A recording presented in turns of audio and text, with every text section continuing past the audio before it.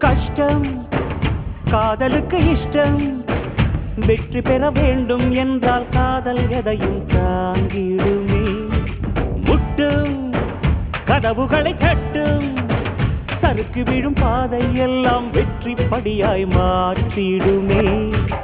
அண்ணாந்து பார்க்காமல் விண்மீனை வீழ்த்திவிடும் துணையாரும் இல்லாமல் ஜெயித்திடுமே